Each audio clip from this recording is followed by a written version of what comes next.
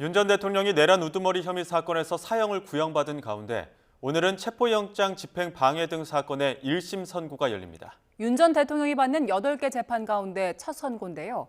오늘 선고는 생중계될 예정입니다. 현장에 나가 있는 최재 기자 연결합니다. 권준수 기자.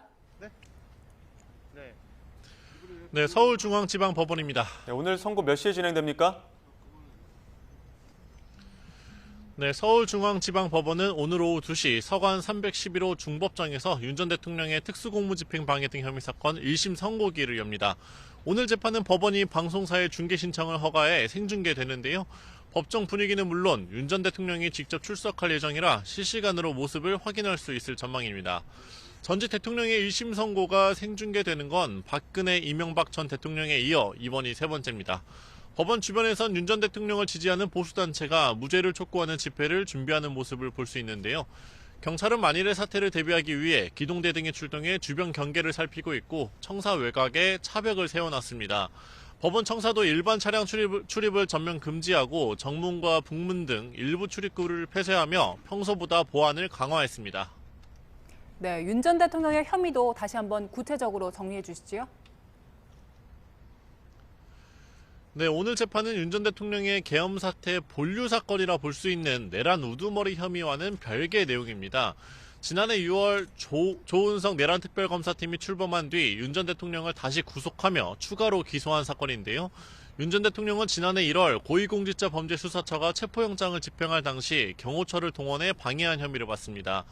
계엄 선포 당시 국무회의를 여는 과정에서 일부 국무위원만 소집해 다른 국무위원들의 심의 권한을 침해한 혐의도 있는데요.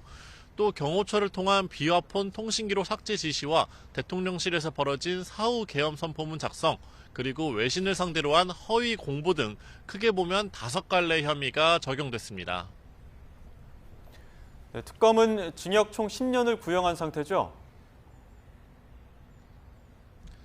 네, 지난달 26일 결심 공판에서 특검은 모두 징역 10년을 구형했습니다. 세부적으로 보면 체포방해 혐의에 대해선 양형 기준보다 무거운 징역 5년을 재판부에 요청했고 직권남용으로 묶이는 혐의에 대해선 징역 3년, 허위 공문서 작성 등과 관련해선 징역 2년을 요청했습니다.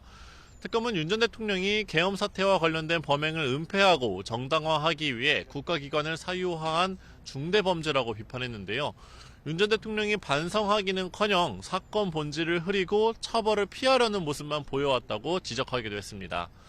반면 윤 전 대통령 측은 대통령 경호는 아무리 지나쳐도 과하지 않다며 어디까지가 직권남용인지 의문이라고 주장했고 국무위원회 심의는 대통령에 대한 자문일 뿐이고 국무회의는 국무위원 개인의 권리를 보장하는 자리가 아니라고 반박했습니다.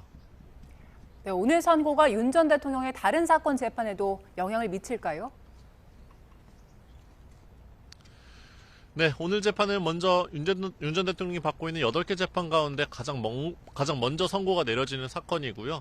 이 비상계엄 사태에 대한 첫 사법적 평가라는 점에서 의미가 있습니다.